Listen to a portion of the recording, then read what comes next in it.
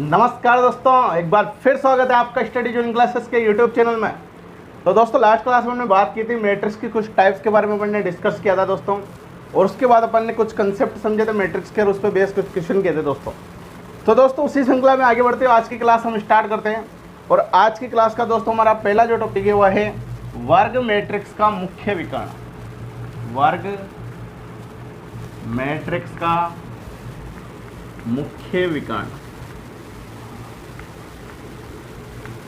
दोस्तों वर्ग मैट्रिक्स के बारे में डिस्कस अपन ने लास्ट क्लास में किया था कि ऐसे मैट्रिक्स जिसमें स्तंभ और पंक्तियों की संख्या क्या हो, एक समान हो, उसे वर्ग मैट्रिक्स कहा जाता है। तो दोस्तों मान लो अपन को यहाँ पे एक मैट्रिक्स दे रखी है, एक वर्ग मैट्रिक्स दे रखी है 3x3 ऑर्डर की। किस ऑर्डर की? 3x3 ऑर्डर की। ये दे रखी है अपन को A11, A12, A13, A21, A22, A23, A31, A32, A33। तो दोस्तों अपन ने लास्ट क्लास में डिस्कस किया था कि जो मुख्य विकर्ण होता है वो किसे कहते हैं? इस वाले विकर्ण को, यानी ये क्रॉस में जो एलिमेंट है दोस्तों ये मुख्य विकर्ण के एलिमेंट कहलाते हैं। क्या कहलाते हैं? ये मुख्य विकर्ण के एलिमेंट, मुख्य विकर्ण। तो दोस्तों ये अपन पहले भी पढ़ चुके हैं कि इसे मुख्य विकर्ण के एलिमेंट बोलते हैं इन्हें। तो दोस्तों अपन यहाँ पे ये डिस्कस करना है अपन को कि जो मुख्य विकर्ण के अवयव होते हैं वो होते या तो A11 या A22 या A33 या इसी प्रकार से आगे बढ़ सकते हैं AI, मतलब दोस्तों अपन कह सकते हैं कि किसी भी वर्ग मैट्रिक्स का जो मुख्य विकर्ण के जो अवयव है वह A11, A22, A33 up to some AI होते हैं। इससे दोस्तों यह निष्कर्ष निकलता है कि इन एलिमेंटों में I और J का मान एक समान होता है, अर्थात I बराबर क्या होता है? J होता है। अर्थात क्या होता है?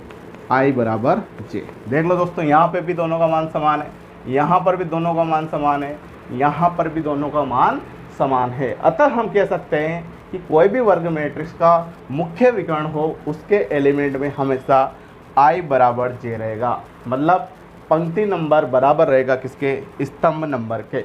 तो दोस्तों ये बहुत ही इंपॉर्टेंट बात है। अब दोस्तों इसके बाद बात करते अपन कि जो मुख्य विकर्ण है इसके ऊपर के जो एलिमेंट है उसमें I लेस देन J होता है। क्या होता है?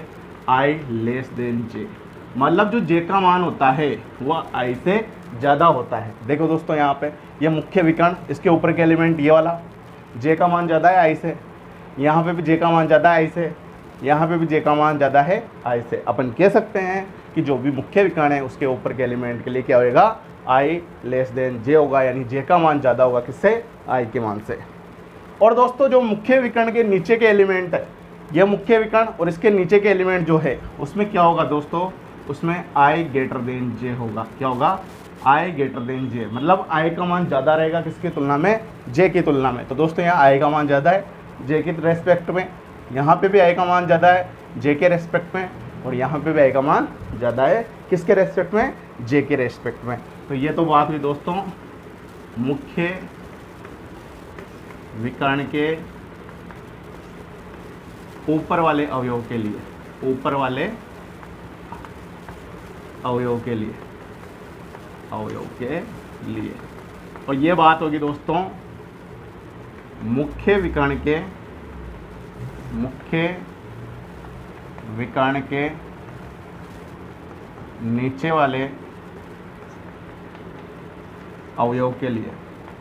ठीक है दोस्तों। अब दोस्तों बात करते हैं यदि जो मुख्य विकर्ण है, मुख्य विकर्ण के जो एलिमेंट है वो आपस में क्या रहेंगे?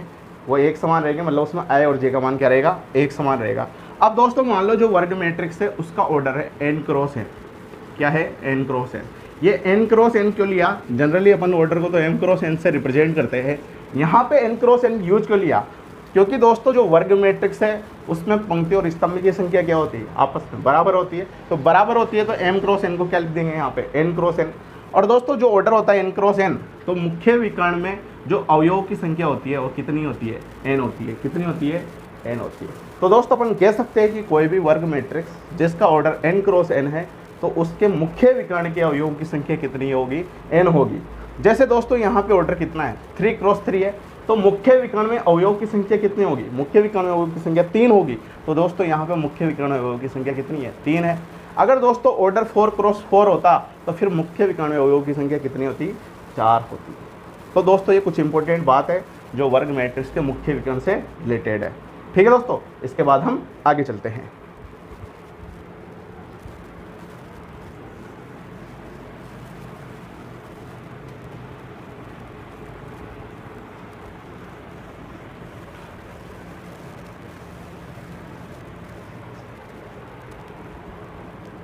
अब दोस्तों यहाँ पे एक इंपॉर्टेंट बात और है, ये है मान लो अभी अपन ने मैट्रिक्स लिखी थी A11, A12, A13, A21, A22, A23, A31, A32, A33। दोस्तों ये 3x3 ऑर्डर के ऊपर को एक मैट्रिक्स दे रखी है। तो और दोस्तों ये क्या है? ये एक मुख्य विकर्ण है, अपन ने पढ़ा। तो दोस्तों एक इंपॉर्टेंट नोट है यहाँ पे ये है कि जो मुख्य विकर्ण है, मुख्य विकर्ण के ऊपर जितने एलिमेंट रहेंगे उतने ही एलिमेंट मुख्य विकर्ण के नीचे रहेंगे।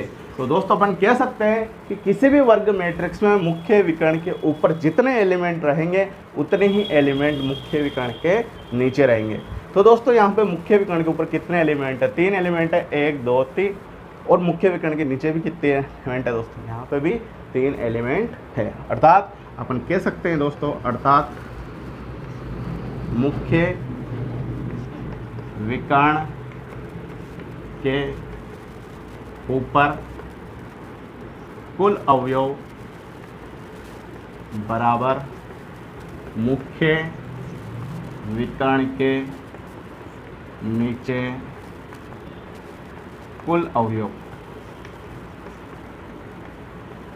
तो दोस्तों ये कंप्लीट बात होगी एक वर्ग मैट्रिक्स के मुख्य विकर्ण के बारे में। अब दोस्तों अगला हेडिंग जो है हमारा वो है मैट्रिक्स का ट्रेस। मैट्रिक्स का ट्रेस किसे कहते हैं उसके बारे में हम डिस्कस करते हैं। तो हम आगे चलते हैं।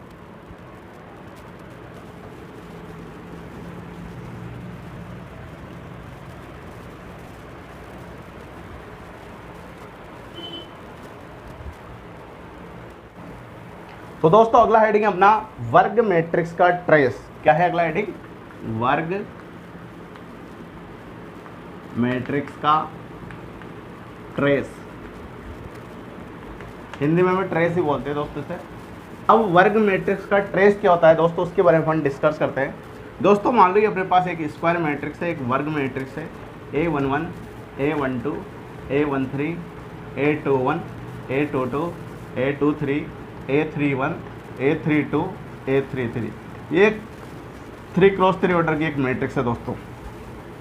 तो दोस्तों जो मैट्रिक्स का मुख्य विकर्ण के जो अवयव है, ये मुख्य विकर्ण के अवयव ये है दोस्तों यहाँ पे। तो मैट्रिक्स में जो मुख्य विकर्ण के अवयव है दोस्तों उनका योग कहलाता है मैट्रिक्स का ट्रेस। क्या कहलाता है? मैट्रिक्स का ट्रेस। और इसको रिप्रेजेंट करते हैं दोस्तों स्मॉल TRA और कोष्टक कैपिटल A। TRA का मतलब ट्रेस किसका? मैट्रिक्स A का।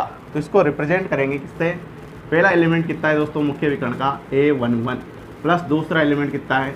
A22 प्लस तीसरा एलिमेंट कितना है? A33। अगर दोस्तों ऑर्डर ज़्यादा हो गया तो ये आगे भी जा सकती है, या मान लो AII तक चलिए। ठीक है दोस्तों। तो जो वर्ग मैट्रिक्स है दोस्तों उसमें मुख्य विकर्ण के अवयवों का जो योगफल होता है उसे रिप्रेजेंट करते हैं अपन किससे? मैट्रिक्स का ट्रेस। मैट्रिक्स के ट्रेस से इसको दोस्तों अपन इस प्रकार से भी लिख सकते हैं, ट्रेस ऑफ A, मैट्रिक्स का ट्रेस A बराबर समेसन ऑफ I बराबर 1 से I बराबर n तक। कितना ही मान हो सकता है जो भी क्वेश्चन में दे दें। और यहाँ क्या लिख देंगे दोस्तों? AII मतलब वैल्यू पुट कर दिए जाएंगे। 1 पुट करेंगे तो A11, फिर प्लस समेसन का मतलब क्या होता है दोस्तों? ये अपने लास्ट क्लासों में तुमने पिछली क्लासों में पढ़ा होगा। समेसन का मतलब होता है योगफल। तो A11 प्लस A22 ऐसे जाता रहेगा जहाँ तक ऑर्डर होगी। तो इससे बोलते हैं दोस्तों अपन मैट्रिक्स का ट्रेस। तो दोस्तों ये बात होगी अपने एक तो वर्ग मैट्रिक्स का मुख्य विकर्ण के बारे में और एक वर्ग मैट्रिक्स के ट्रेस के बारे में। ठीक है दोस्तों। तो दोस्तों अब अपन ने जो भी अभी तक पढ़ा मैट्रिक्स की क्लास में उस पर बेस कुछ न्यूमेरिकल कर लेते हैं जिससे अपने कंसेप्ट और अच्छे से क्लियर हो जाए। तो दोस्तों हम आगे चलते हैं।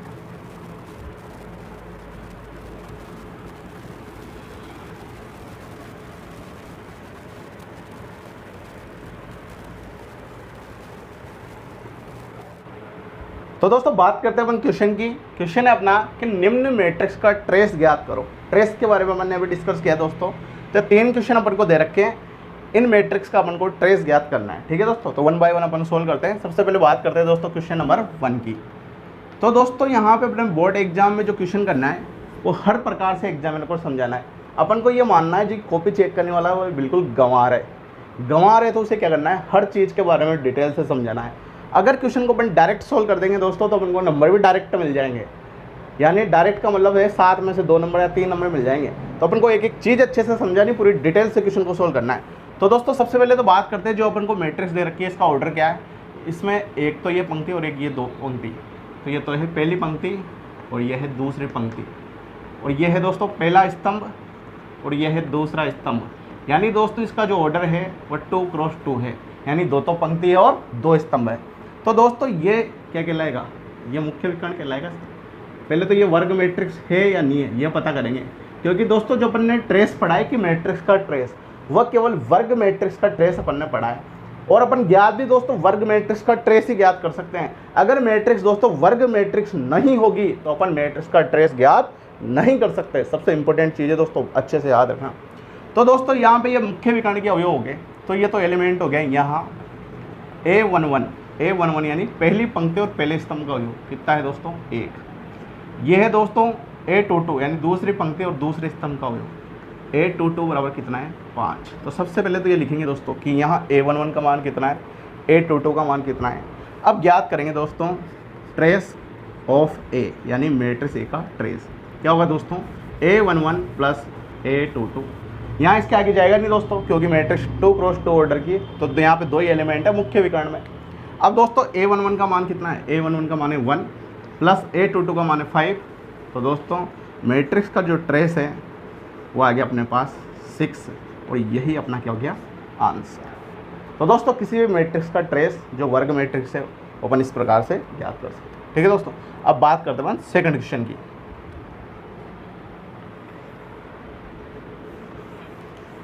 दोस्तों अपन जो भी पढ़ रहे हैं उसका आप स्क्रीनशॉट भी लेना, हालांकि नोट्स आपको मिल ही जाएंगे टेलीग्राम चैनल पे, लेकिन आप स्क्रीनशॉट भी ले सकते हो। इसके बाद बात करते हैं दोस्तों सेकंड क्वेश्चन की। सेकंड क्वेश्चन में दोस्तों यहाँ पर 3 क्रॉस 3 ऑर्डर की मैट्रिक्स है, 3 क्रॉस 3 मैट्रिक्स की ऑर्डर है, तो ये वर्ग मैट्रिक्स है, यानी इसका ट्रेस अपन ज्ञात कर सकते हैं। और ये क्या हो गया दोस्तों, ये हो गया मुख्य विकर्ण। तो मुख्य विकर्ण में यहाँ A11 किसके बराबर है दोस्तों, A1 बराबर है 1 के, A22 किसके बराबर है दोस्तों, ये है 3 के, एंड A33 किसके बराबर है दोस्तों 3 के। तो यहाँ पे 3 एलिमेंट है किसमें, मुख्य विकर्ण में, क्योंकि मैट्रिक्स का जो ऑर्डर है वो कितना है 3 क्रॉस 3। अब दोस्तों अपन को ट्रेस निकालना है, ट्रेस ऑफ A बराबर हो जाएगा A11 plus A22 plus A33। तो दोस्तों 1 प्लस 3 प्लस 3 3 3 6 प्लस 1 7। तो ट्रेस ऑफ A आ गया दोस्तों 7, और यही क्या हो गया अपना आंसर। ठीक है दोस्तों, अब बात करते हैं दोस्तों अपन तीसरे क्वेश्चन की। तो तीसरे क्वेश्चन में दोस्तों पंक्तियाँ कितनी है, 1 2 3 4 तो पंक्तियाँ हैं। ये R1, ये R2, ये R3। अपन ने लास्ट क्लास में पढ़ा था पंक्तियों को इंग्लिश में रो कहते हैं, इसलिए इसे R से रिप्रेजेंट करते हैं। तो R1 R2 R3 और R4। और स्तंभ कितने दोस्तों, स्तंभ है C1 C2 C3 C4 C5। स्तंभ को इंग्लिश में कॉलम बोलते हैं, इसलिए इसको किससे रिप्रेजेंट करते हैं, C से। तो दोस्तों यहाँ पे 4 पंक्तियाँ और 5 स्तंभ है, तो इस मैट्रिक्स का ऑर्डर कितना हो गया 4 क्रॉस 5। तो दोस्तों इस मैट्रिक्स का ऑर्डर 4 क्रॉस 5 हो गया। तो यह वर्ग मैट्रिक्स हुई क्या, स्क्वायर मैट्रिक्स हुई क्या, नहीं हुई। तो दोस्तों ये स्क्वायर मैट्रिक्स नहीं है, अतः अपन यहाँ लिख सकते हैं, अतः यहाँ दी हुई मैट्रिक्स वर्ग मैट्रिक्स नहीं है, वर्ग मैट्रिक्स नहीं है। अतः हम इस मैट्रिक्स के लिए ट्रेस का मान ज्ञात नहीं कर सकते, ट्रेस का मान ज्ञात नहीं कर सकते। ठीक है दोस्तों, आशा करता हूँ मैट्रिक्स का ट्रेस आपको समझ में जरूर आ गया होगा। ठीक है दोस्तों, इसके बाद हम आगे चलते हैं, कुछ और क्वेश्चन करते हैं जिससे हमारे कंसेप्ट और अच्छे से क्लियर हो। ठीक है दोस्तों,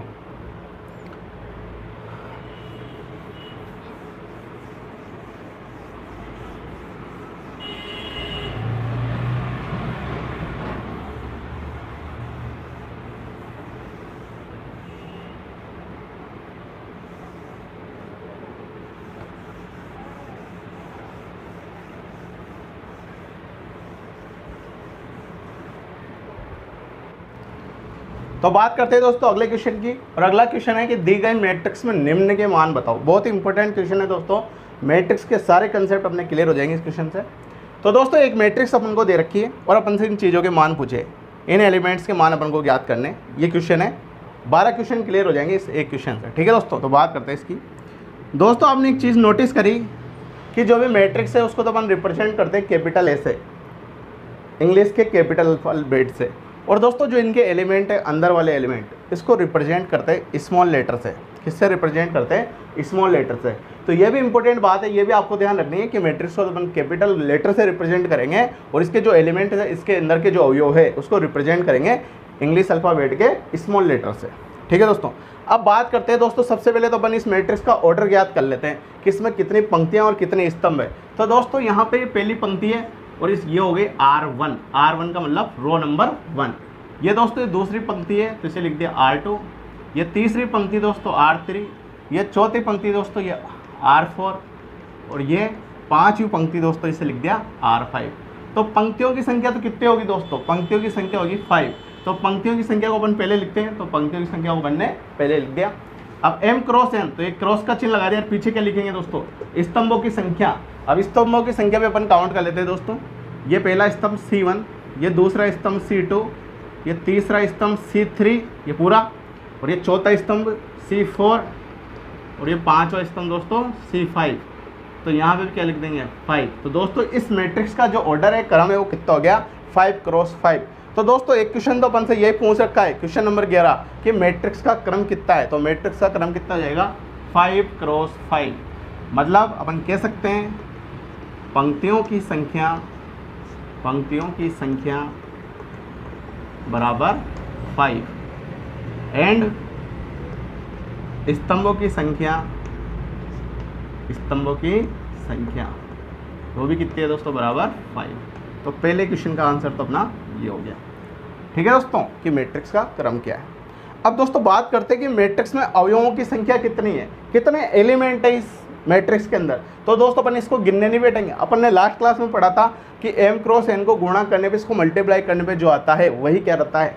मैट्रिक्स में एलिमेंट्स यानी अवयवों की संख्या होती है। तो दोस्तों 5 और 5 को आपस में गुणा करेंगे तो कितना आएगा? 5 × 5 25 आ गया, 25 आ गया। तो मैट्रिक्स में अवयवों की संख्या कितनी आ जाएगी दोस्तों? 25 आ जाएगी, 25। तो दोस्तों 2 क्वेश्चन हमने कंप्लीट हो गया। बात करते हैं इसकी। अब दोस्तों पहला क्वेश्चन है A11। 11 का मतलब पहली पंक्ति और पहले स्तंभ का अवयव। तो ये पहली पंक्ति, कौन सी पंक्ति है दोस्तों? पहली पंक्ति, और ये पहला स्तंभ। तो पहली पंक्ति और पहले स्तंभ का अवयव कौन सा हुआ? ये हुआ। तो ये क्या हो जाएगा? इसका मान कितना है? 1। तो A11 का मान कितना हो गया? 1। दोस्तों एक दूसरा तरीका ये भी है कि मैट्रिक्स जो है ये 5 क्रॉस 5 की है, मतलब इसमें स्तंभों की संख्या और पंक्तियों की संख्या दोनों क्या है? एक समान है। तो ये जो क्रॉस एलिमेंट कहलाएंगे ये मुख्य विकर्ण के अवयव कहलाएंगे, ये वाले मुख्य विकर्ण के अवयव। और मुख्य विकर्ण का पहला अवयव होता है A11। तो A11 का मान कितना है? 1। तो ऐसे भी अपन इस क्वेश्चन को कर सकते हैं। अब दोस्तों बात करते हैं सेकंड क्वेश्चन की। A13 का मतलब पहली पंक्ति और तीसरे स्तंभ का अवयव। तो पहली तो पंक्ति है और तीसरा स्तंभ, पहला स्तंभ, दूसरा स्तंभ, तीसरा स्तंभ। तो दोस्तों ये वाला एलिमेंट होगा पहली पंक्ति और तीसरे स्तंभ का अवयव। तो कितना होगा ये? 3, क्योंकि पहली पंक्ति में आ रहा है और स्तंभ में कौन से माना चाहिए? तीसरे में। तो C3 कहाँ है? यहाँ पे, और पंक्ति पहली, तो इसका मान हो गया 3। अब दोस्तों बात करते हैं अपन A21 का मतलब दूसरी तो पंक्ति, जो आगे आता है वो तो पंक्ति, और जो पीछे आता है वो स्तंभ। तो दूसरी पंक्ति और पहले स्तंभ का अवयव। तो दूसरी पंक्ति ये और पहला स्तंभ ये, तो इसका अवयव कितना है दोस्तों? ये है 4। कितना है? 4। तो इसका मान हो जाएगा अपने पास 4, ठीक है दोस्तों। अब दूसरी पंक्ति और चौथे स्तंभ का अवयव। तो दूसरी पंक्ति और चौथा स्तंभ कहाँ है दोस्तों? ये। तो दूसरी पंक्ति और चौथे स्तंभ का अवयव कितना होगा दोस्तों? 8। तो इसका आंसर हो जाएगा अपने 8। अगला है दोस्तों तीसरी पंक्ति और छठे स्तंभ का अवयव। तो तीसरी तो पंक्ति और छठा स्तंभ एक है, इसमें स्तंभ 5 ही है, छठा स्तंभ ही नहीं है। और फालतू में मुझसे पूछ लिया तो ये संभव है क्या दोस्तों? छठा स्तंभ है नहीं, तो अपन इसका मान निकाल सकते हैं क्या? नहीं निकाल सकते, क्योंकि स्तंभ तो कितने? 5 ही है। तो ये मान क्या है दोस्तों? असंभव, इम्पॉसिबल, असंभव। अब दोस्तों बात करते हैं इसकी कि चौथी पंक्ति और पहले स्तंभ का अवयव। तो चौथी पंक्ति और पहला स्तंभ ये रहा दोस्तों। तो कितना है इसका मान? 7। इसका आंसर हो गया 7। इसके बाद अगला छठी पंक्ति और पांचवें स्तंभ का अवयव। तो दोस्तों पंक्तियाँ तो 5 ही है, छठी पंक्ति कहाँ से लाएं? मार्केट से खरीद के लाएंगे क्या? नहीं है, नहीं है तो क्या है? ये भी असंभव, असंभव। अब दोस्तों अगले की बात करते हैं, दूसरी पंक्ति और तीसरे स्तंभ का अवयव। तो दूसरी पंक्ति और तीसरे स्तंभ का अवयव, तीसरा स्तंभ ये रहा दोस्तों, तो दूसरी पंक्ति तीसरे स्तंभ का अवयव कितना है? 6, तो इसका आंसर हो जाएगा 6। इसके बाद दोस्तों चौथी पंक्ति और दूसरे स्तंभ का अवयव, तो ये चौथी पंक्ति और ये दूसरा स्तंभ कितना है दोस्तों? 8, तो इसका आंसर हो जाएगा 8। इसके बाद दोस्तों चौथी पंक्ति और 5 स्तंभ का अवयव, तो चौथी पंक्ति और 5 स्तंभ ये रहा, तो चौथी पंक्ति और 5 स्तंभ का अवयव कितना हो गया? -6, तो इसका आंसर हो जाएगा दोस्तों -6। तो दोस्तों इस प्रकार से अपन किसी भी पंक्ति और किसी भी स्तंभ के एलिमेंट्स यानी अवयव का मान ज्ञात कर सकते हैं। तो दोस्तों इंपॉर्टेंट क्वेश्चन था एग्जाम की पॉइंट ऑफ व्यू से, आशा करता हूँ आपको समझ में जरूर आ गया होगा। ठीक है दोस्तों, तो दोस्तों आज की क्लास हम यहीं समाप्त करते हैं, इसके आगे का प्रोसेस हम अगली क्लास में कंटिन्यू करेंगे। तो दोस्तों आशा करता हूँ आज की हमारी क्लास आपको पसंद जरूर आई होगी। फिर भी कहीं ना कहीं कोई कन्फ्यूजन लगता हो आपको तो आप कमेंट बॉक्स में जरूर टाइप करो, हम आपकी समस्या का समाधान करने की जरूर कोशिश करेंगे। और दोस्तों आपसे रिक्वेस्ट है, अगर आपको हमारी क्लास पसंद आ रही है तो इसके अधिक से अधिक लाइक करें, शेयर करें, और अभी तक आपने चैनल सब्सक्राइब नहीं किया दोस्तों तो सब्सक्राइब जरूर करें। और दोस्तों अपने दोस्तों के बीच अधिक से अधिक इस क्लास को फैलाएं ताकि आपको भी फायदा हो सके और हमें भी फायदा हो सके। Thank you very much my dear friends. जय हिंद, जय भारत।